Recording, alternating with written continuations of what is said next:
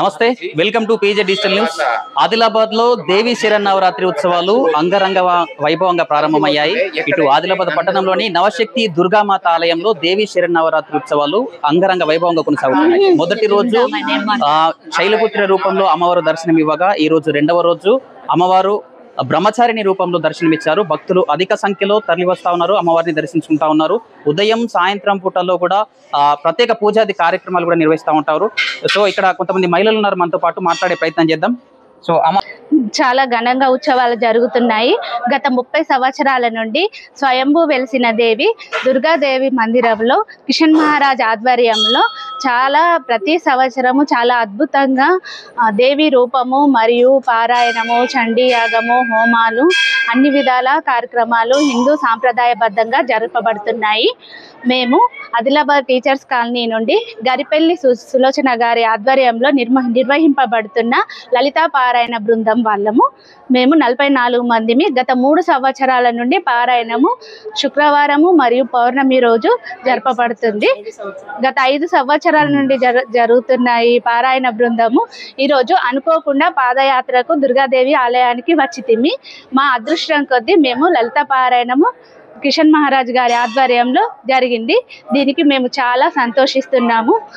ఈ నవరాత్రులలో మాకు ఇది దక్కినందుకు మా లలితా పారాయణ బృందము చాలా సంతోషంగా, గర్వంగా ఆనందిస్తున్నాము. నమః.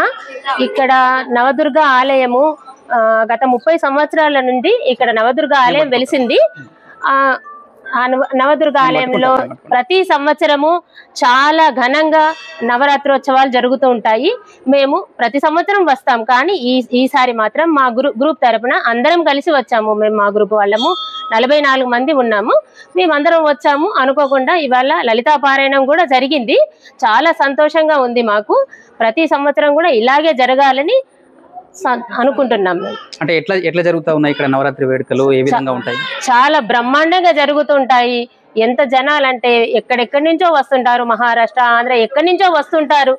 కానీ మేము మన ఊర్లో ఉన్న జనాలే తక్కువ, కానీ ఎక్కడెక్కడో వాళ్ళు వస్తుంటారు. చాలా అంటే చాలా బ్రహ్మాండంగా జరుగుతుంటాయి. మేము కిషన్ మహారాజ్ని ఒకటే కోరుకుంటున్నాం, మాకు పారాయణం చేయటానికి ఇక్కడ అవకాశం ఇస్తే మేము పారాయణం చేయటానికి వస్తాం. శ్రీమాత్రే నమః, శ్రీమాత్రే నమః. ఆలయ పీఠాధిపతి కిషన్ మహారాజ్ గారు ప్రస్తుతం మనతో పాటు ఉన్నారు, మాట్లాడదాం. స్వామి నమస్తే. ఇక్కడ దేవి శరన్నవరాత్రి ఉత్సవాలు ఏ విధంగా జరుగుతున్నాయి, ఎట్లా జరుగుతుంది? ఓం శ్రీమాత్రే నమః. భక్తులందరికీ నా యొక్క నమస్కారం. అందరికీ అమ్మవారి ఆశీర్వాదం అందాలని కోరుతున్నాను. నేను దాదాపు అమ్మవారు నాకు దర్శనమిచ్చి 30 సంవత్సరాలు అవుతుంది. 30 సంవత్సరాల నుంచి శరణ నవరాత్రులు జరుగుతూనే ఉన్నాయి. తర్వాత వసంత పంచమి నవరాత్రులు, తర్వాత ఉగాది నవరాత్రులు సుఖం మేము చేస్తూనే ఉంటాము. దాదాపు సంవత్సరంలో అమ్మవారు వెలిసింది మే 15 కాబట్టి ఆ రోజు అప్పుడు 3 రోజుల కార్యక్రమం బ్రహ్మోత్సవాలు ఉంటాయి అమ్మవారి. ప్రతిసారి మా కార్యక్రమం జరగటం వలన ఇక్కడ మేము వచ్చి 30 సంవత్సరాలు యజ్ఞాలు జరుగుతూనే ఉంటాయి. పేనగంగ నదికి అభిషేకం జరుగుతూనే ఉంటుంది. దాదాపు 5000 లీటర్ల పాలతో మేము పేనగంగ నదికి అభిషేకం చేస్తుంటాము. దాంట్లో అందరూ అనేక భక్తులు సహకారంతో ఈ కార్యక్రమం చేస్తుంటాము. రోజు దినదిన అభివృద్ధి చెందుతున్న ఈ క్షేత్రం మహిమగల తల్లి. ఇక్కడ నవశక్తి దుర్గామాత నాకు దర్శనం ఇచ్చినప్పుడు ఒకటే అడిగాను, అమ్మ నన్ను ఇక్కడ నువ్వు కూర్చోబెడుతున్నావు, కానీ మరి నేను డబ్బు ఎక్కడికి వెళ్ళి తీసుకురావాలి, దీన్ని డెవలప్ ఏ రకం చేయాలంటే అమ్మ ఆగిన ఏమొచ్చిందంటే, నీ కర్మ నువ్వు చేస్తుండో మిగతా నేను చూస్తాను. అదే రకంగా జరిగినది. దాదాపు ఇలా 30 సంవత్సరాల నుంచి దాదాపు ఇలా కోట్ల ప్రాపర్టీ అయిపోయింది ఆస్తి. 9 ఎకరాల 10 ఎకరాల భూమి. తర్వాత ఇక్కడ కోనేరు కట్టబడ్డది, అక్కడ ఆంజనేయ స్వామి గుడి, అక్కడ శివాలయం కట్టబడ్డది. ఈ 30 సంవత్సరాలు ఆమె చమత్కారం అంటే ఇంతకంటే ఏముంటుంది.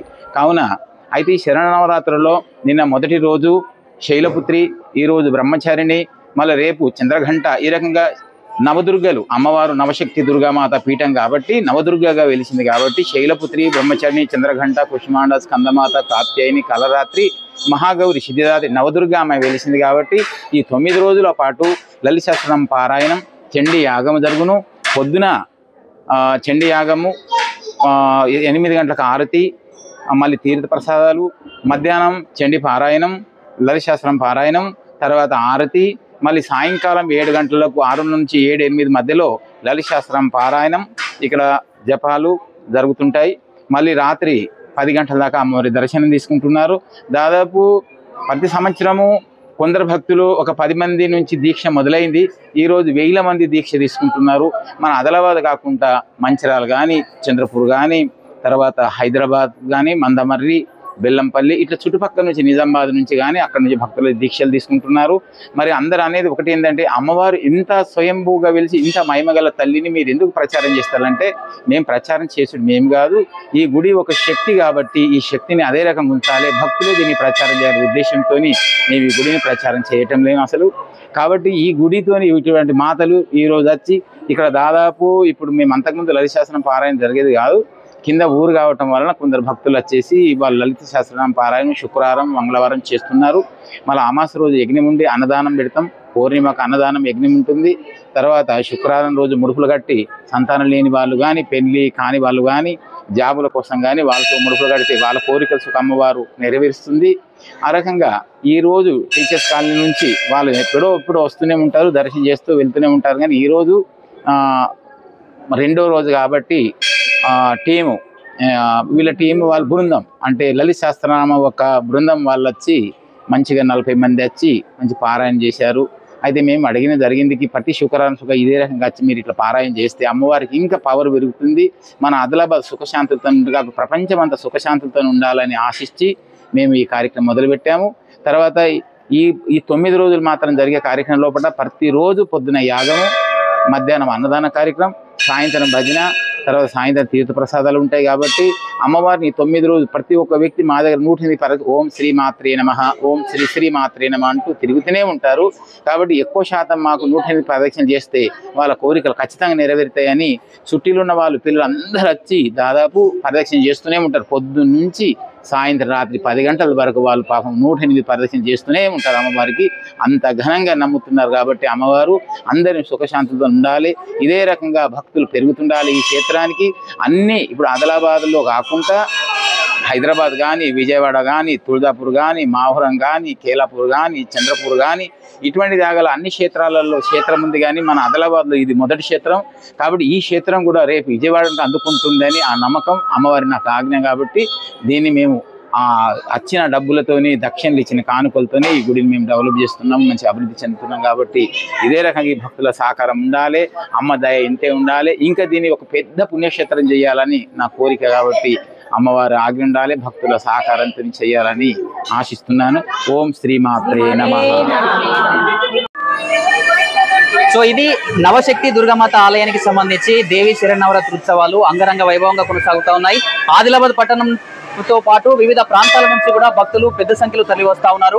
ఈ రోజు 2వ రోజు బ్రహ్మచారిణి రూపంలో అమ్మవారు కూడా దర్శనం ఇవ్వడంతో భక్తులంతా కూడా వచ్చి అమ్మవారిని దర్శించుకుంటా ఉన్నారు.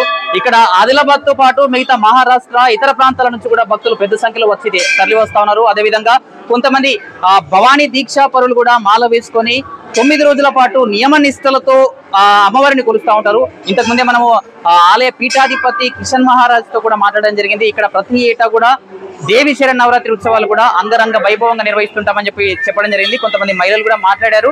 సో ప్రతి సంవత్సరం ఈ విధంగా దేవి శరన్నవరాత్రి ఉత్సవాలు అయితే అంగరంగ వైభవంగా నిర్వహిస్తుంటారు. సో ఇది ఆలయానికి సంబంధించి పూర్తి వివరాలు చూస్తుండండి మన పీజే డిజిటల్ న్యూస్. నేను మీ ప్రదీప్ జిల్లెడు.